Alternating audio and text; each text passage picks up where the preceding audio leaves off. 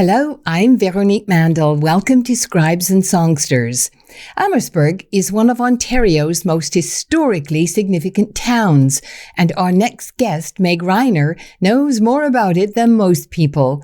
She's written a wonderfully illustrated book about the town's heritage buildings, including interesting stories about the people who lived in them. Meg is a native of Amherstburg, and for the past 7 years has been working for the Marsh Collection Society. We'll be talking with Meg about her book and also about the Marsh Collection. It's an excellent resource for anyone interested in researching the history of Amherstburg and the surrounding district. The Marsh Collection is open to the public and there's no admission fee. Not often is there no admission fee. Meg, welcome to Scribes and Songsters. Hi, thank you very much for having me. Oh, absolute pleasure. I've really enjoyed taking a trip through this book. It was really, really wonderful.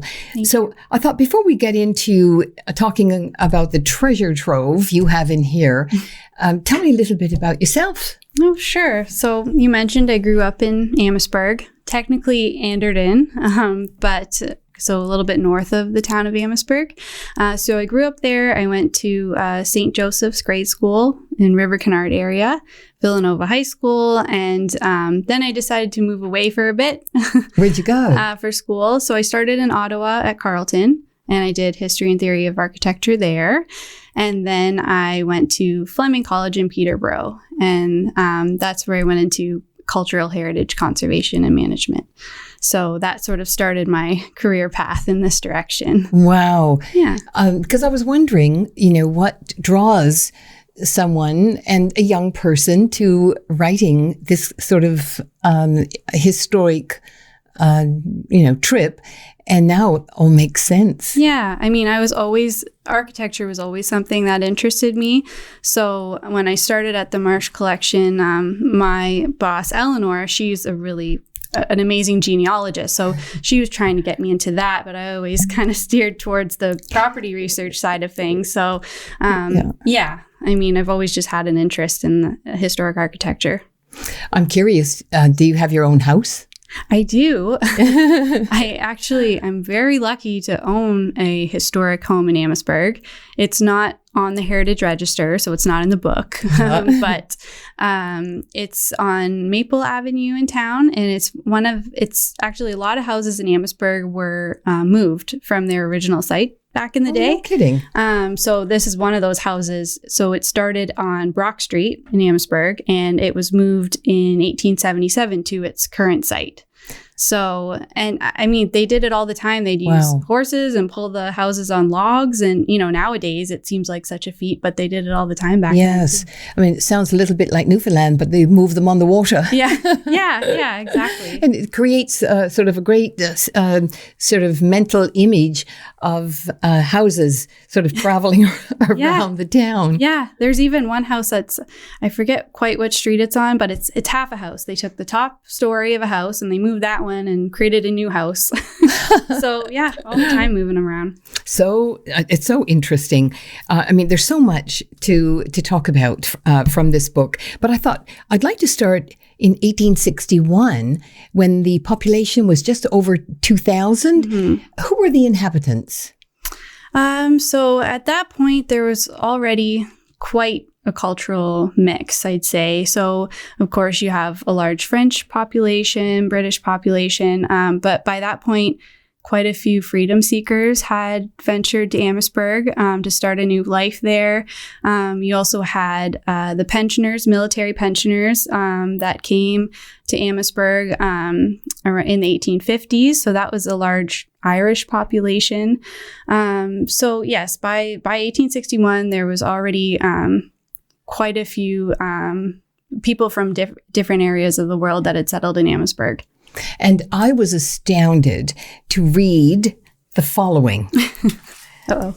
The directory lists the town as having, at the time, 7 general stores, 1 grist mill, 1 sawmill, 9 hotels, 6 wagon shops, 4 harness shops, 10 blacksmith shops, 12 groceries, 5 schools, 5 churches, and 2 drugstores. That's more than they have now. Yeah, that's exactly right. Yes, I love that you brought that up because, we don't even have one hotel. No. now.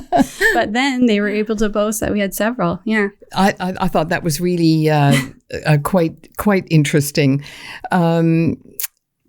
So describe how the town was laid out. Was it deliberate or was it kind of ad hoc, higgledy-piggledy? Yeah, it was deliberate. So the first street, now known as Dalhousie Street, so that was laid out. So I guess it should start with the town was laid out south of Fort Malden, right? So the town was there to sort of support the garrison. So we have the first street being Dalhousie Street, laid out parallel to the water. And then they had the laneways running sort of perpendicular to that. And those became Murray Street and Gore Street, and Richmond Street on the north end was sort of the boundary from the garrison grounds. But then from there, they added on as needed. So then you had 2nd Street, 3rd Street, and so they built outwards going east. As the population grew, as they needed more housing for the townspeople that were coming to settle here. Yeah. So it was deliberate. It's deliberate, and you can still see that layout in the downtown core now. It's very evident still. Yeah. Yeah. So let's talk about some of the buildings. The one I think most of us know, even if we're not from Amherstburg, is the Gibson Gallery. Yeah. Tell us about that. So I love that building. So the Gibson Gallery, it started as a train station. It was the Michigan Central Railroad station, built in 1896. And it's sort of in the Romanesque style with its red brick. And if you go inside today, you can still sort of make out the original function of the building, which is neat to see. And now it houses, like you said, a gallery. So it's still a space that's always busy, and the community can spend time there. And I love the story of the CMS Thomas drugstore. Yes. It's now a bookstore. Right. Yeah. So CMS Thomas, he was an interesting man too. At one point, he had all these proposals for an international bridge to go across the water. That was a really interesting concept. It was more of like a tourist destination. He was a very smart man. And that was he built his drugstore there on the corner of Richmond and Ramsey. And that was in 1885. So it's nice to see the adaptive reuse of buildings. And they won an Architectural Conservancy Award for the restoration of that building that now houses the River Bookshop. Yeah. That's terrific. Yeah. Do you know if the interior is very true to the old building? The interior, not so much. There'd been so many changes by this point, but the exterior, if you look at photos from, 1910, they did an amazing job with the facade. It looks pretty much the same as it did. They even opened up windows on the east side of the building that were once there that they didn't know about because it had been covered over with siding. So the exterior, they were able to restore really well, but there's so many changes on most buildings in the interior. It's tough to take it back to as it was. Yeah. Yeah. And especially over such long periods of time. Exactly. Yeah. And the next one I'd like to talk about is the elegant Amherst House. The Amherst House, right? Almost next door. Yeah. So one of the longest standing hotels in Amherstburg. So Richmond Street was pretty busy at the time. So it was originally built as the Brown House, and that was a happening spot. Lots going on there. In the early days, they had, cockfighting went on there. And then right through Prohibition, they were serving alcohol all the way through. Lots of gambling going on. So always a lively establishment at the Amherst House. And there was also a convent. Mm-hmm. Yeah, the convent, which is now a private residence. So that was on Richmond Street, but close to Brock Street, where St. John the Baptist Church was located. So that was originally the convent for the sisters, and then they built a new convent, sort of closer to the church on Brock Street, but it's since been torn down. So there's a picture of that in the book, but it's not there anymore, unfortunately, because that was a beautiful building too. Are there any nuns left? I don't think so. No. I don't want to say for sure, but as far as I know, I don't think so. Yeah. And there was a house at 199 Dalhousie that I think it was someone in the Amherstburg Echo said it's charming to this day. Yes. Yeah. So the Bondi House bed and breakfast. Yeah. So I mean, that is a very unique house as far as Amherstburg's concerned. It's the only one with sort of the 3-story turret, so it's very recognizable. Yes. It's got the Queen Anne features, very ornate. And that one was built by, we have a really rich marine history in Amherstburg. We're located right on the water, so that makes sense. So that was a house that was built by one of the ship captains in town, Captain Mahone. So there was quite a few ship captains, as you can imagine, that set up their residence along Dalhousie Street there, right close to the water.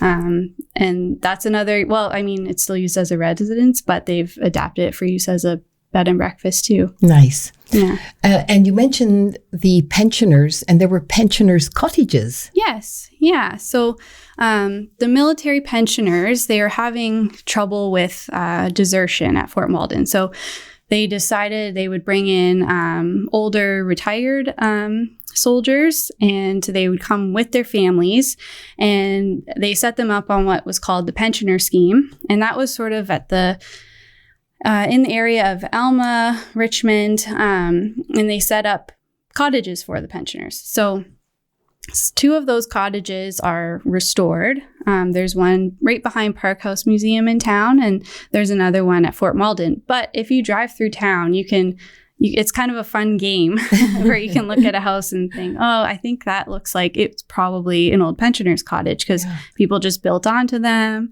Some of them are standalone, but they've been remodeled. So yeah, it's a really unique building form, because they were tiny, like 1 or 2 rooms. But there's quite a few there, but not all of them, are identified. So, yeah. And speaking of the Park House. Yeah. The oldest dwelling in town. Oh, is it? Yes. Yeah.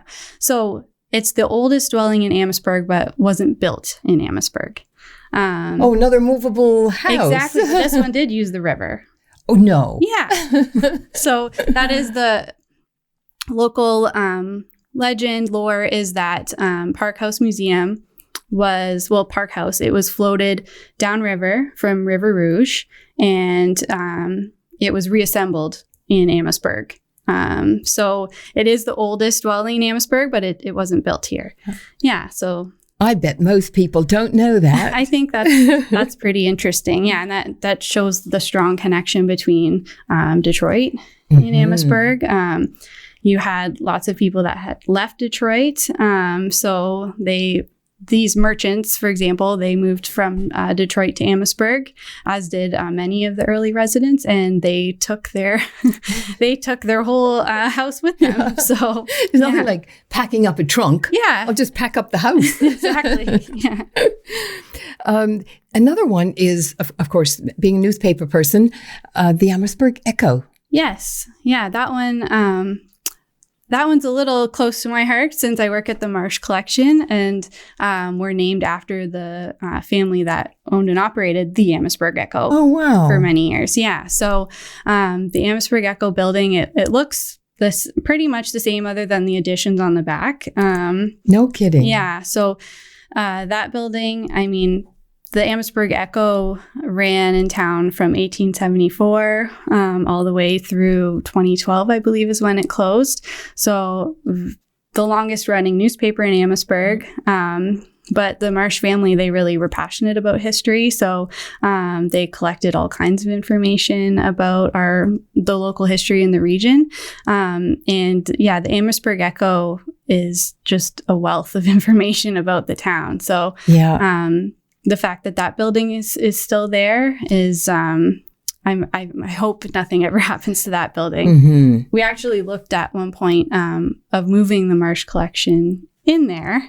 It didn't work out space-wise, but that would have been, kind of it would be rather charming. Yeah. Yeah. And you had, they had a lunatic asylum. Yes. Yes. Actually, our current, on our board at the Marsh Collection, our current president, Chris Gibb, he likes to joke about how the Malden Lunatic Asylum, when it closed down, that's when Amherstburg had a huge increase in population. But so Fort Malden, that site has had multiple changes in function after the end of the military period. So yes, those buildings, the buildings that are there today, were used as part of the Malden Lunatic Asylum, as it was called. Andrew Carnegie was going all over the place, giving money for libraries, including Amherstburg. Yeah, and actually our Amherstburg Library is celebrating its 110th birthday this month. Next week there's quite a few celebrations actually. So April 9th, 1913 is when it originally opened. The Carnegie Library, and it's still being used as a library, which a lot of the time by now it's no longer being used. Many Carnegie libraries aren't libraries anymore. They still exist, but they're used for something else. So I think that's pretty special that ours is still used for that function. But 110 years. That's amazing. Yeah. And of course, you come to a point where there was a big fire and everything changed. Yes. We had several fires, but the Murray Street fire, I think, is the one that you're referring to. So in 1875, there was a huge fire on Murray Street, and a lot of the buildings at that time were made of wood. So it took out pretty much everything in the block from Dalhousie Street to Ramsey. And after that, they had to rebuild. So you see today, large brick commercial blocks there instead. So a lot of those they all post-date 1875, but pretty soon they rebuilt afterwards because it was for the most part the same owners. So they said, well, we'll rebuild, but this time in brick. So there's some gorgeous red brick Italianate buildings there because Murray Street really was the heart of the commercial district for a long time. And Gore Street had a couple of interesting people, Dr. Park and Delos Davis. Yeah. So Dr. Fred Park, his house is still there, still being used as a house, but he was our mayor in Amherstburg. He had a passion for automobiles. So Amherstburg actually almost became an auto capital, not actually 2 times.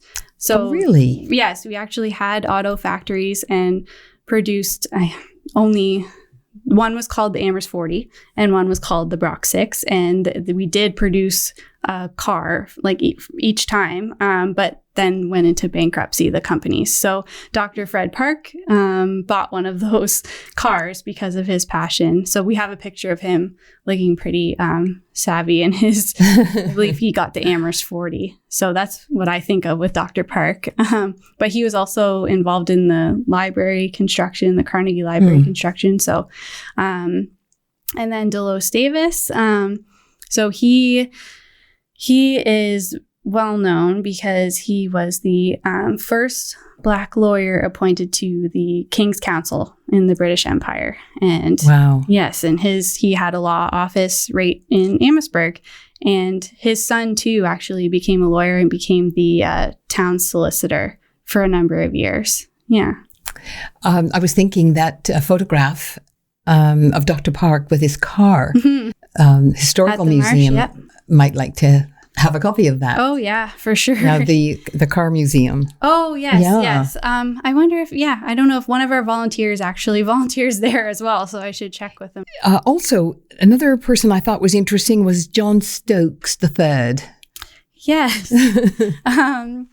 Yeah, so in the book, I write about his house on Gore Street, and he bought a house that we believe, sometimes you can't get to the specific date that a house was built, right? But we believe his house was originally built in the 1820s, but he did a massive remodel in 1897, and they did a huge piece about it in the Amherstburg Echo. And my favorite part is that he had his name put into the sidewalks leading up to the house from either street.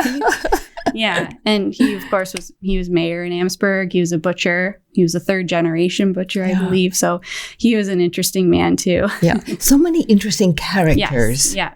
I mean, it must have been just fascinating to read about them and then to be able to write about them. And you must feel as though you got to know them. Definitely. I mean, I'm very lucky in the work that I do. I get to learn so much about the town every day. And I feel like I do learn something that I didn't know before every time I look into our records. So lots of fun learning about people from the past. Yeah. And I noticed the name Nick Mara, and I thought, I wonder if that's a relative of Bill Mara, who's the CEO at the hospital. Yeah, I don't know, actually. Yeah. I don't know of any family that's still connected, but that's definitely a possibility. Yeah. I mean, it's not a terribly usual name. Yeah. Right? Right. Yeah. So could be. Have to look through the genealogy files and find out. Yeah. I thought the other people I thought were really interesting, Max Simpson and his wife Betty. Yes. I had met them, and I didn't realize that they had, this sort of connection to Amherstburg. Oh, okay. Yeah. So Mac grew up on King Street. Wow. And his house was right next to the Amherstburg Freedom Museum that he later established. So yes, very, they were citizens of the year in Amherstburg, very involved in the community. Yeah. And of course, the Amherstburg Freedom Museum lives on as, their legacy. It's such an important part of the community. I think that if they hadn't established that, I mean, that's a huge tourism destination for people, and just they do so much in educating and creating awareness for Black history in the area. Yeah, it's a fabulous place. Yeah. I thought these Grace and Edna Smith, I thought they just looked so cute. Yes. Outside their house. Yeah. We have, they're also still traveling well into their senior years. Very women. Senior. Yeah. So they lived on South Dalhousie Street in a brick house that was the Thomas Boyle house. So that's where they moved in later on, the sisters. We have some photos of them inside sewing and that sort of thing. But then they were also, out traveling the world. Yeah. But they do look like, cute little old ladies. Yeah. Now, I know the time is tripping along here. I mean, we could talk for another hour, but I need you to tell me about the Marsh collection. Yes, I'd love to. Yeah, so none of this would have happened without the Marsh collection. So I started working there in 2016.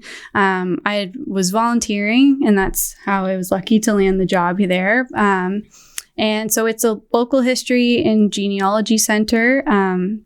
And we have information about Amherstburg, Anderton, Malden, lots of family files. If someone wants to come in and look into the history of their family, they can sit at the table and we'll bring them everything we have.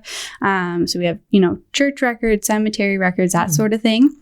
But then, of course, we also have property research. Like all of these properties in this book, I did not have to start from scratch. We already have binders and binders of research that others have done.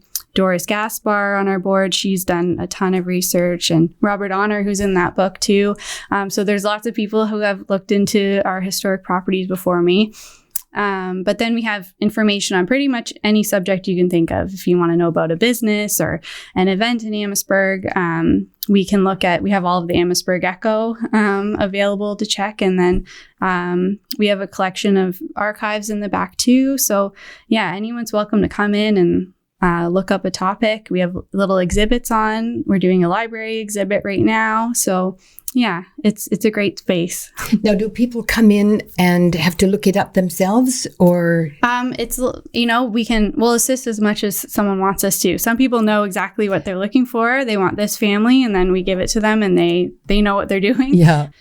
That is an incredible resource. Yeah. I mean, I'm absolutely astounded that it's all in one place, and someone who's looking for something in the town. Doesn't have to go to 10 different places. Yeah. But all in one place. Yeah. So we're very lucky, the Marsh family, John and Helen Marsh, their brother and sister, that they, established the Marsh collection and, to make sure that the history of the area was preserved and promoted. Yeah.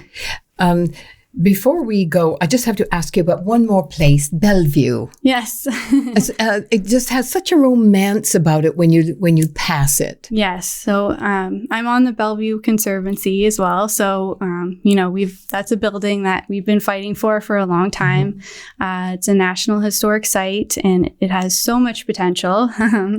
So, the town owns it now. We've been having fundraisers and trying to raise awareness. And it's getting there. We replaced the roof. So, wow. That's a big step because you want to prevent any further damage, but we're still working on it. So there's lots of people that are still doing our best to make sure that Bellevue is restored. And, it's a symbol of, it was built after the War of 1812 when the town was sort of in a sad state. So it's a symbol of rebirth. And and it's just, like you said, it's just a beautiful building on the water. So I think it's a significant property that we need to take care of. Oh, absolutely. And I mean, at some point, if people could visit it, if you got to a point where it could be an attraction, I mean, it would be terrific. Absolutely. Because people who pass it talk about it. Right. And it was a wedding destination when it was the Ukrainian church. So I know people have talked about that in the past. So it could definitely be that again. Yeah. Now, do you have a favorite house? A favorite house? That's a tough one. Or building. Yeah. I really like the stone buildings in town because the stone came right from the quarry in Anderton. It didn't have to come far. So I would say if I had to pick a house, it would probably be 296 Ramsey. It's the stone cottage. Little cute stone cottage on the corner there. That's probably my favorite. Yeah. Well, thank you so much. Well, thank you very much for having me. It was a delightful book, and as you can see, I really, really enjoyed it. Yes, thank you. Well, that's all for Scribes and Songsters, unfortunately. I want to thank our guest, Meg Reiner, for the trip we just took down Amherstburg's memory lane. Thanks to our Scribes and Songsters team, producer Liz Pettypiece-Phillips, technical producer and editor Gary Glass, social media manager Michel Fortier, and consultant producer Brian Sweet. Grateful thanks to Tony Toldo and the Toldo Foundation, and to Neil and Tina Queering for their support. Thank you for watching. Hope to see you soon, right back here on Scribes and Songsters.